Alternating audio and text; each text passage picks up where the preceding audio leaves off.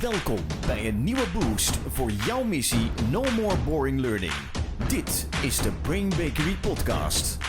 Welcome everybody. Thank you again for tuning in to No More Boring Learning. And my guest today is very special to me. It is Dr. Clark Quinn. And if you care about evidence-informed learning, you probably already know his work.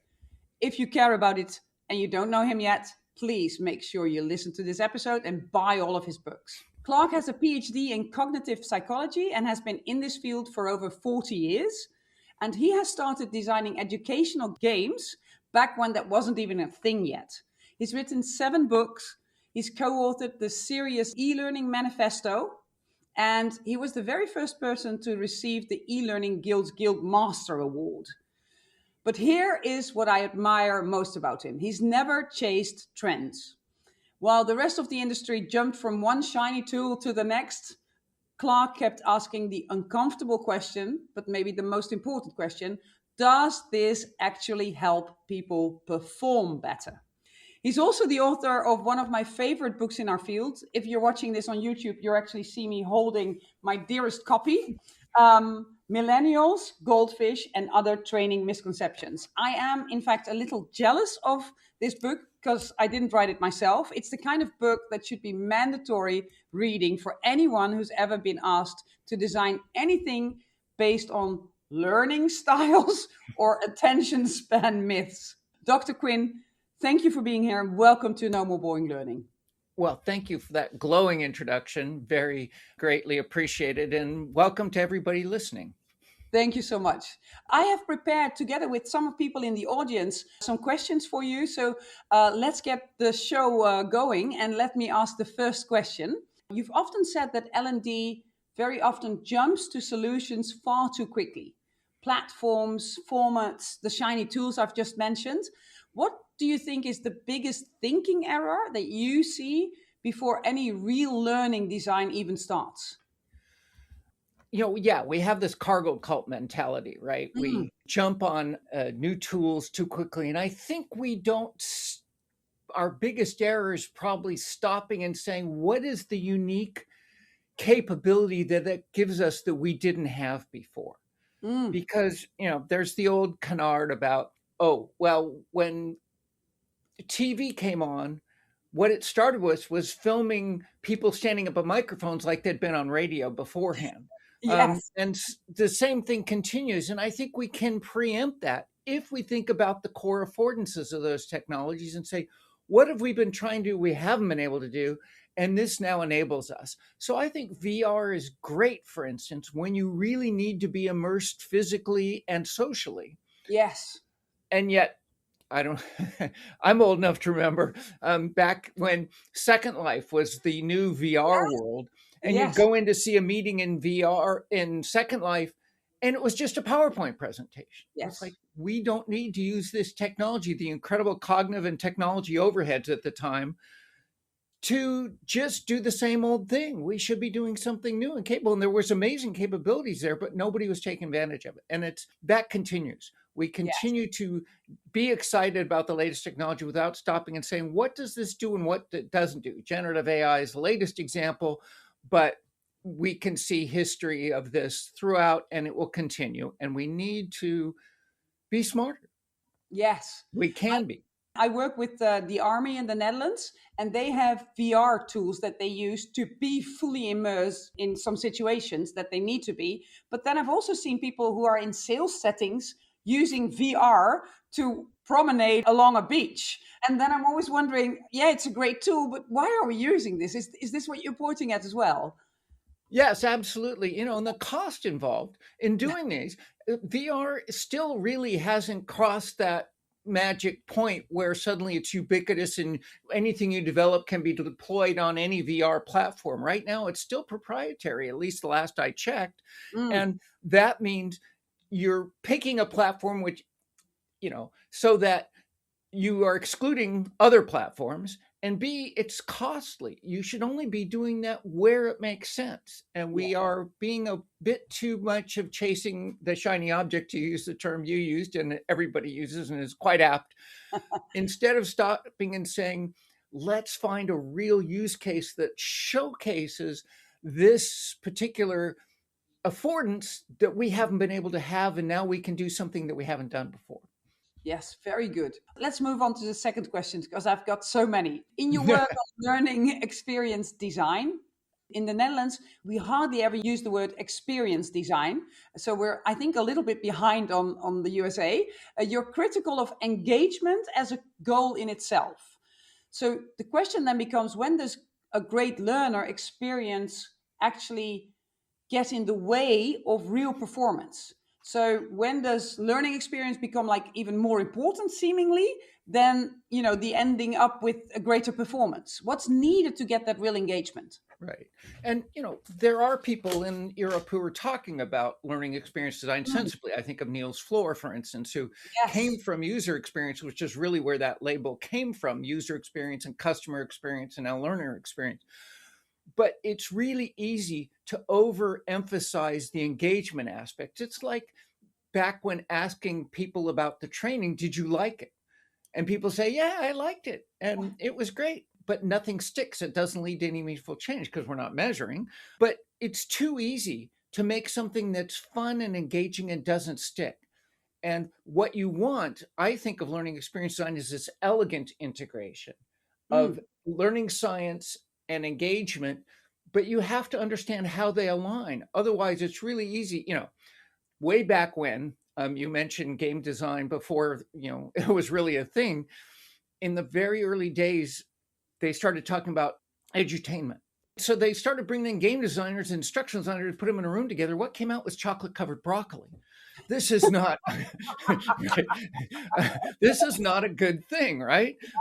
So we really wanted instead to understand how do they align. And when you align it, the power is greater than either one alone. But if you don't, you end up with really engaging content dump, which doesn't lead to any meaningful behavior or lead to a bunch of really fun activity that also doesn't lead to any change of behavior. But when you align them, and this has just been a recurrent theme through people who understand what this is, and that includes people like Clark Aldrich and Karl Kopp, as well as, myself, hopefully.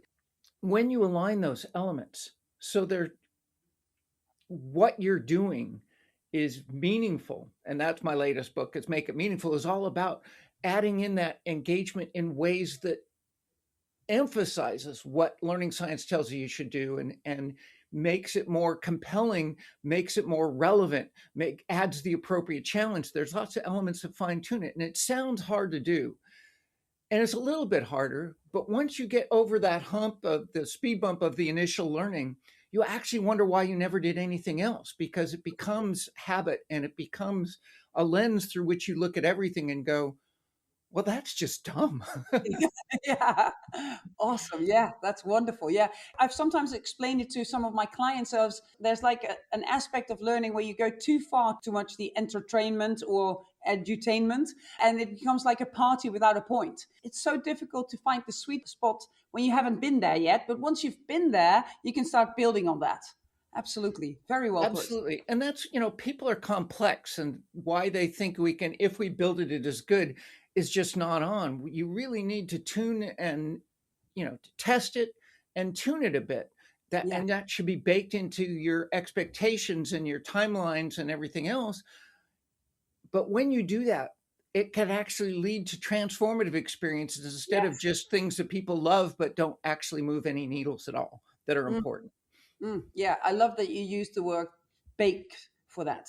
That's a very important word as a person who works for Brain Bakery. Awesome. Yeah, but it should be baked in. Very well put. So you've also been advocating for going beyond courses, performance support, community. You've been talking about that for decades. Why does the field keep defaulting to training, even when the problem or the thing we're trying to solve for is clearly not a learning problem?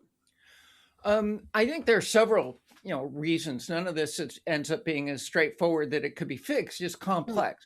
One of the things are the expectations of our stakeholders. Yes. They have been to schools, classes, addressed things. They believe if we just throw training at it, they'll solve it. Yes. We can believe that ourselves as well. And also we can have reverted to the case of somebody comes and asks us for a course and we deliver a course on it, believing that they know what they're talking about. And there's strong evidence, indeed, that there are lots of types of problems. When you go into step outside of just instructional design and start looking at performance consulting, which is, beginning to do that analysis up front, says, what is the thing that's not happening that should be? Yes. And so you get to this root cause that says, this is what it is. Then you say, what is the gap between what they're doing now? So gap analysis actually precedes, I'm getting the order wrong. You do the analysis to find the gap, say, what's the gap? Then what's the root cause? And then what will remedy that? And it turns out those root causes can be quite different set of things that can go wrong. So it might be that they just don't have the resources they need to do the job. And training isn't going to fix that.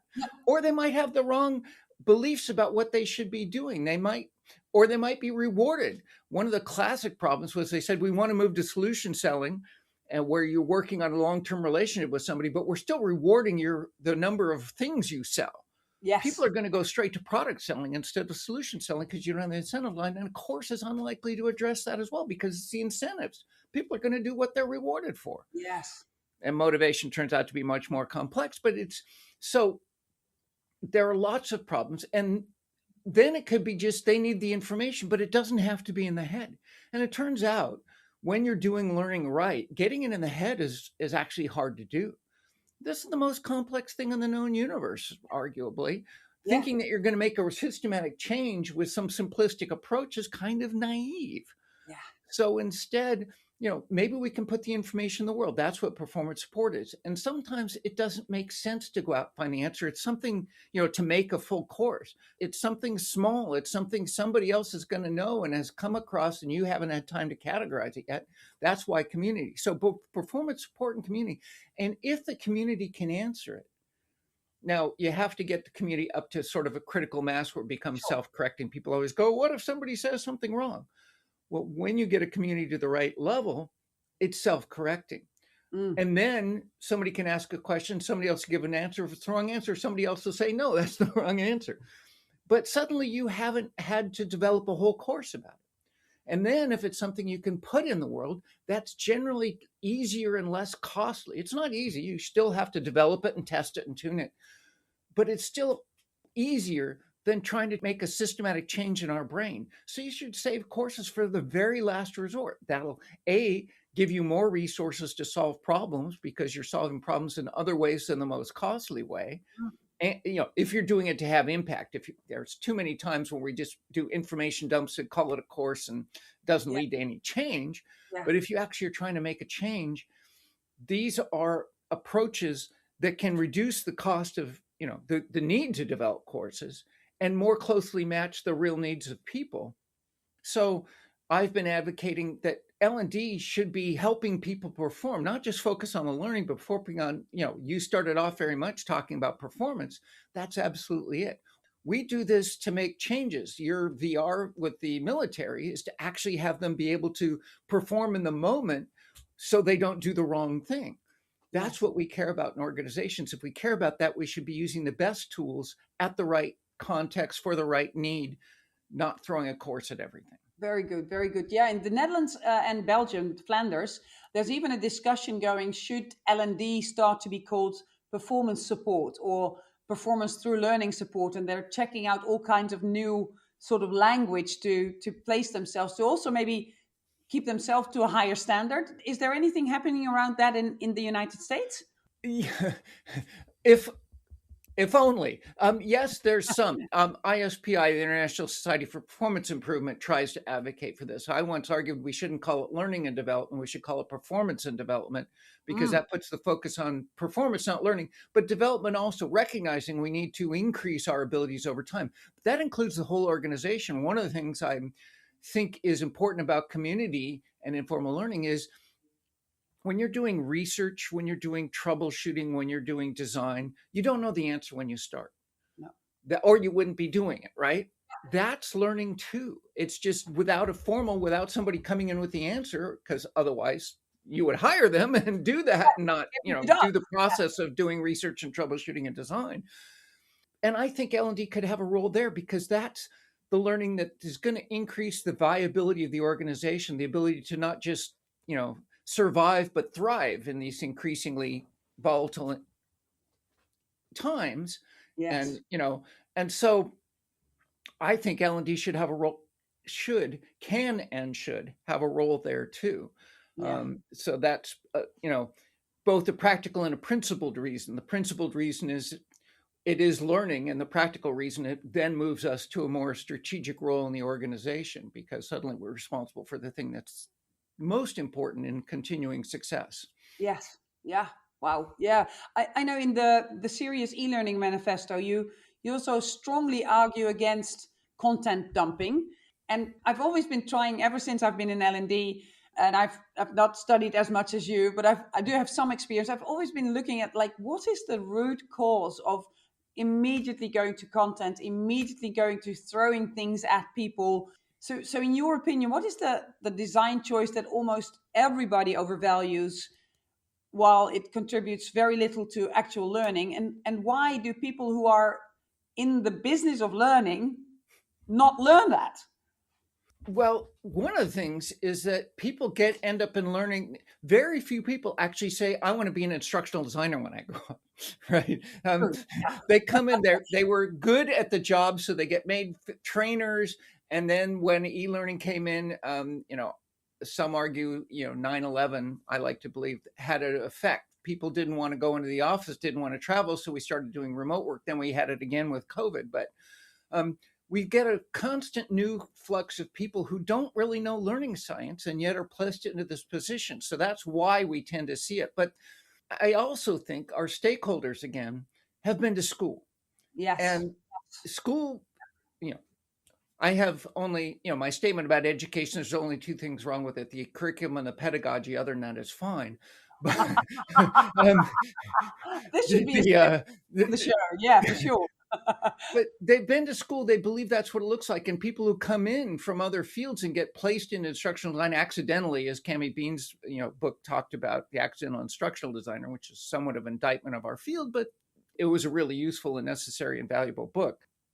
But that's the problem. We've got people who don't know any better, who've always solved problems by throwing courses at it, want to be good people. They come into the field because they care about helping others, and they don't know that content doesn't lead to behavior change. We know that the only way to get meaningful behavior change is not only to provide people the information, but then give them practice applying it over time, again and again, until they've reached a level of competency we determine is good enough for them to go out and do it. And so we've, in a sense, abrogated our responsibility to do this properly. And now we've essentially built up this expectation that we will build courses on demand. Yeah. They will give us the content and we'll put it up and ask a quiz, which so many times is random information from that instead of anything particular or valuable. And, it's whatever the expert thinks. And the experts, by the way, typically went to school and were given dumps of information. They're the ones who survived despite this, maintain their passion for it. And yet they don't know any better either. And so the only way it really works is when you have somebody who understands learning and somebody who understands the domain together, creating an experience that actually leads to this. But you're fighting so many misconceptions that it's really hard to do well. Yes. And one of the misconceptions, especially in, I don't know if it's in the rest of the world, but in our country, we still see big billboards next to the highway where some training agencies say our trainers get an 8.5 out of 10. And when there's this mistake between, an 8.5 out of 10, that means that you've performed versus the experience. Is that something that you still see as well? I know Donald Kirkpatrick fought his entire life against this, but is that still prevalent, do you think? Oh, absolutely. Absolutely. There's lots of evidence that we're still evaluating training by whether people liked it, Yes. which has according to research, 0.09 correlation with actually having an impact. And 0.09 is zero with a rounding error. There's no correlation between people liking it. And in fact, there's, you can have somebody who is liked and is impactful, but you are just as likely to have somebody who isn't liked and is impactful, or is liked and isn't impactful, or isn't liked and isn't impactful, although we tend to weed those out. But it's just, there's no correlation. And some of the most hated teachers, when you looked at what they achieved, they actually were the most effective. And that's just indicative of the problem you're talking about. And I don't know that we have billboards about that. Right now, all our billboards, certainly in downtown San Francisco, where I drive, is all about tech and AI. But Yeah. the problem is not just in the Netherlands, but it is everywhere. I've sometimes called it or described it when I was working with trainers who entered the field as like a three-headed monster, where head number one is the willingness of the participant or the learner to say, hey, I did like you. You weren't too bad. Let me give you an 8 out of 10. Like, the second head is, of course, our own ego. Ooh, I got an 8 out of 10. I must be doing something right. And then the third head of the monster is the misconception between something that measures performance versus something that measures likability. And it's very difficult to chop all three of them off. Yeah, very true. Yeah. Kirkpatrick once said on a phone call that actually he thinks he got the numbering wrong. He should have put, number one is actually what's the problem in the organization. And number two is what change would lead to it, instead of the reverse where he's numbered it. So people think, well, if I'm doing level one, I'm at least doing the first thing right. And they're not. Yes. It doesn't matter. Yes. So. Yes. Oh, that's good. I didn't know that. Yeah. Well, you were talking about seeing AI and tech around your downtown. You've worked at the intersection of learning science and technology for quite a long time. Looking at AI, it's a super hot topic, and adaptive learning. What are we right to be excited about, and where could we possibly be fooling ourselves? What's your take on that? Well, to me, the way you stated it is exactly emblematic of the problem. AI has been around for decades.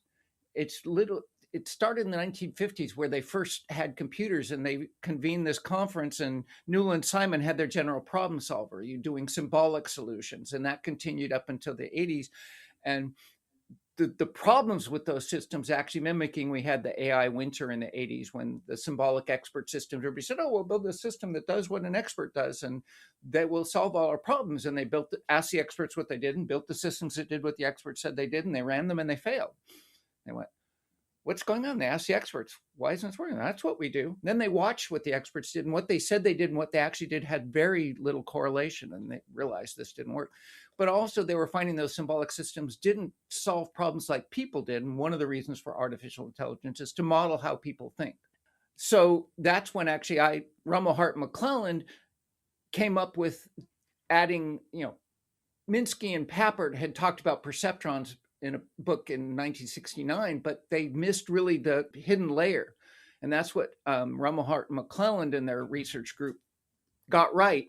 And that's led to the machine learning, which is largely the sub-symbolic approach, which is great and fine. And it's been really useful. And we've had great uses of AI. Intelligent tutoring systems in well-defined domains, have really had powerful results. And, so well-defined domains like math and programming and things, they struggled a bit. As we get good at defining behavior like art, history, criticism, we can create tutors that do this too. They're symbolic, by the way. What's happened is, we had these machine learning systems that we could train them to do things, or we could have them just look for patterns and see what they came up with and compare that with what we came up with.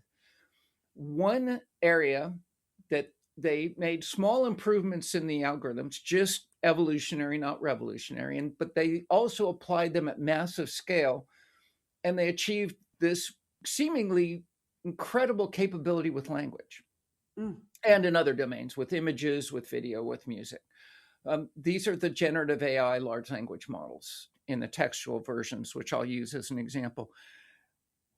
And the problem is they look really smart. Yes. They make what sounds like a good answer. The problem is they don't make a good answer. They make what sounds like a good answer. Ooh. And yet, if you don't know what a good answer is, you can't recognize when it's right and when it's wrong. Which is why I say you don't just need a human in the loop, you need an expert in the loop. But, so they are attributing these things with more intelligence than they really have, and the people who want to make money off this. And I was a victim of the internet bubble back in the, at the end of the 2001. So I'm very sensitive, and I'm to the issues, and I'm very much worried that right now we're in a generative AI bubble. People are overhyping it, overinvesting in it, what's going to happen when the investment goes away? What's going to happen, when we start accounting for the real costs, the IP that currently is being stolen, the environment, and more. And people are giving the cognitive role to the AI instead of taking it themselves. Yes. And too many times. And we have reliable evidence that decreases our cognitive capacity. So Yes. we're getting dumber. Shown. Yes. And we're doing that with a system that isn't. I think there's a better technology. You look at predictive coding, the newest sort of models of cognition and active inference. And those models, I think, if they were done, had the investment and the scale, could actually do something really interesting, because they actually try to understand how the world works. These other ones just look for statistical relationships about how what sounds like a good language output. So if you understand what it does, look, I think there are really useful things generative AI can do. But there are lots of things that people are applying it to that can't, and I worry about how it's being used. So that's rather a long answer to your question, but I needed to put it in context to say, right now, there's way too much focus on generative AI as a general intelligence, which it's not, and there's too much misunderstanding of what it actually does well and what it doesn't do well. That means it's being misapplied, and I'm worried about that. I think it can play a role, but it was just Rose Luckin in a recent LinkedIn article that pointed out generative AI can support 3 parts of learning, but there were 19 parts of learning she was pointing to and saying, if we're getting 16% of what learning needs to happen and we're allocating all to that, we're not really solving learning problems at all. And I think that was a really insightful analysis. Yes, very good. I love what you're saying about potentially being in a bubble that's going to quite soon maybe even burst. Yeah, I can see many people who are in L&D completely focusing on AI and how to apply it because it's the new hype. Wow. All right. Thank you so much. That's very insightful. And also, my father used to work at IBM, and he's been talking about machine learning for like forever. And I hadn't even connected the dots. Consider me learning. Very well done. Thank you. Let's go to the book that I'm most jealous of. So if you had a magic wand and could instantly banish one myth of this industry forever, wipe it from every stakeholder's mind, every school, every brief, every request for proposal, what would it be? Or maybe give me a top 3, or maybe since the book you've discovered new ones. What would you love to banish most? Right. Yeah. There are a few that are persistent despite continuing evidence. So those are the ones I'd focus on. And you mentioned very early on one that I think is important is learning styles. This belief that, we learn differently. And anybody who's taught learners recognize that different people learn differently. The problem is, can we reliably identify that? And more importantly, it's very clear that trying to teach to that, to people, learners' preferences aren't good, accurate insights. What people say they do and what people really do, as we saw with experts, tends to vary. And it also matters what you're trying to learn. So one of the things I tried to do in the book you cite is, talk about what would be good if it were true, what would be bad if it were false, what does the research say, but then provide an alternative. With learning styles, you do want to provide different approaches to increase the likelihood that somebody gets it in, but you can't teach riding a bicycle auditorily, right? You need to be because we have so many bikes, but it doesn't work. Right. So it's just, you need to match, my recommendation is design for the learning outcome you're trying to achieve, not for the learner's preferences. And that is justified by the learning science research as opposed to learning styles. A couple other, our colleague Jolie Dirksen really hates the attention span of a goldfish, which actually is on the cover of the book. Because we don't really know what the attention span of a goldfish is, but they do have memory. Yes. We do have reliable evidence of that. And our attention span hasn't dropped. Our evolutionary adaptive attention isn't going to change in just a few short years. What's happened is we have a lot more distractions, and we are very easily seduced into a different channel that potentially has more appeal. And people are designing these apps to be more and more engaging and more and more tuned to how our brains work. And we should be doing the same with our learning designs as well. But our attention really hasn't changed. And what we should be doing is making sure we're helping people focus the attention. We're capturing their attention with interesting stories and curiosity, making it meaningful. And then we're delivering on that promise with experiences and activities that are pitched at the right level of challenge. We could, and Bianca Bauman and Mike Taylor recently have a book, Think Like a Marketer, Train Like an L&D Pro, that talks about how marketing is so good at drawing and maintaining our attention that we should be, learning from. They have a number of other things in that book too, but this is, increasingly people are recognizing the emotional side. And again, that's what my most recent tome is. But this really isn't new. It's just the environment. So that's a second one that bugs me. And the third one might be that canard that says, oh, images are 10,000 times better than text. Well, text actually is visual. If you're reading it, you're using your eyes. Yeah. But also it was based upon, so they cite back to Microsoft IBM, which was actually their marketing arm. And they were citing statistics coming from a statistics firm that was based upon a misinterpretation of an actual research paper. Oh, wow. So when you trace it back, you find out it's complete garbage.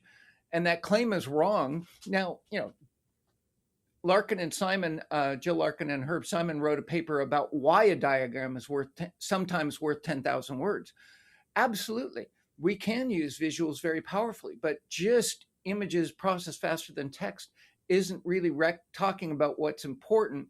And there are things we can't do with images, like how do you convey justice, the underlying concept in images versus words. And words are very high bandwidth in terms of their capacity. So the myth is wrong. It's much more complex than that. Same with the attention span and even learning styles.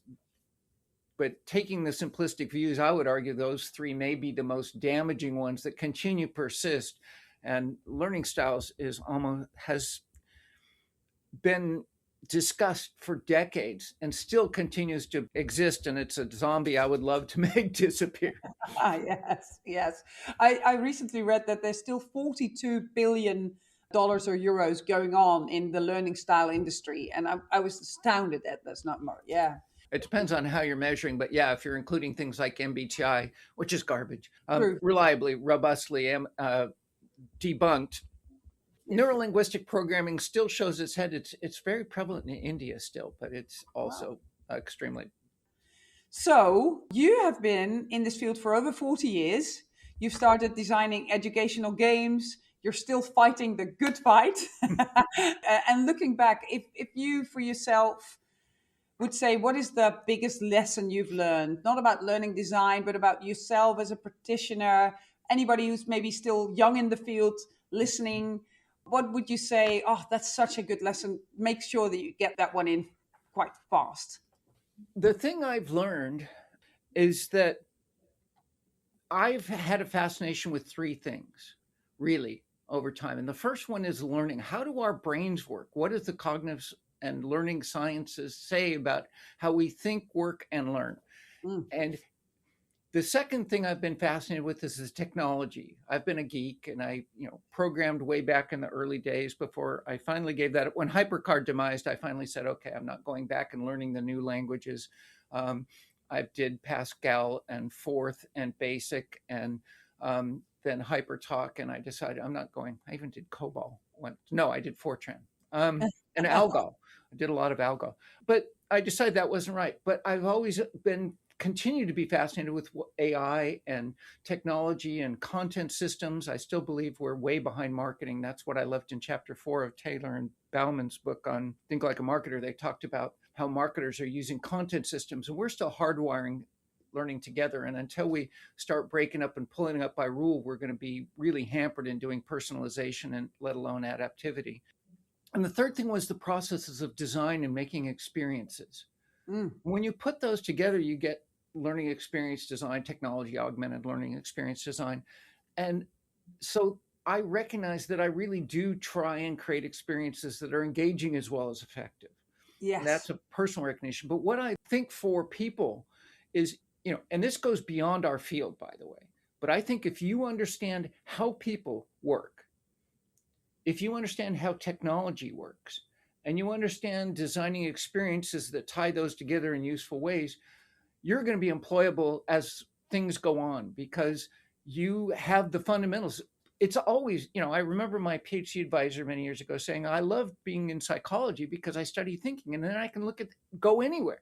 He wanted to learn how to scuba dive. So he wrote a grant to do underwater psychology. And that paid for his scuba training, right? But anything involves people and technology is going to continue to be the case. If you understand both, you can always be useful in helping people going forward, figuring out how to make sense of these. And that's sort of my recommendation. Make sure you understand the learning science. Make sure you understand what technology can do. And understand, part of understanding how our brains work is understanding why the design process is as it is. And what we do in the design process to get around the limitations of our own cognitive architecture. We tend to do premature evaluation, and we tend to do functional fixedness, we tend to do set effects. So we've put in place lots of practices to get around those, know them, and use them. Yeah, great advice. Thank you so much for sharing that. And there's a new book coming out. What should we know about that? Because I'm very curious. Well, I have a couple books that are sort of percolating. One is, my second to last book was on learning science for instructional designers. And then I wrote the Make It Meaningful book as a complement to that, to together talk about learning experience design, because I'd wanted to write a book on learning experience design and it was becoming a mammoth task. And so I ended up being asked to write the learning science book, and then I wrote the other one together. But when we run these conferences on learning science, as we do for the Learning Development Accelerator, people come back and say, what does that mean in the real world? So I wrote a book that was about what does learning mean in the real world? How do you apply these things? And what are your practices you should use? Going much more into what I was just talking about, when you know the process and the gaps in our architecture, what do we do to get around it? It's sort of that. I'm also, with my colleague Harold Jarkey, writing a book on his personal knowledge mastery as a learning to learn. He carries it as a philosophy and much more. And I just thought, but what we really need is a learning to learn book. Let's pull that core structure out of it and just elaborate on that in a way that gives you practical tools. Because I think one of the biggest barriers we have right now societally is our ability to deal with the information overwhelm and how to make sense of things. And so this is taking his model and applying it. Both of those are liable to be smaller ebooks rather than full. We'll read anything. Thank you. That's awesome. It's great that they're coming up. So Dr. Quinn, thank you so much for joining us and spreading your word and your wisdom and your books even further into Europe, into the Dutch-speaking community. The No More Boring Learning community is very thankful. Many people have given us questions that you've just answering. So it's been a total pleasure for me to be with you. Well, thank you for the opportunity. And I'm very impressed with how prepared you and your audience were with the questions. I thought they were very insightful. Grateful for the chance to address them and to talk with folks. And I will leave with one small recommendation. Please stay curious, my friends. No more boring learning. Dit was de Brain Bakery podcast. Wil je meer weten? Kijk dan op brainbakery.com of volg ons op onze socials.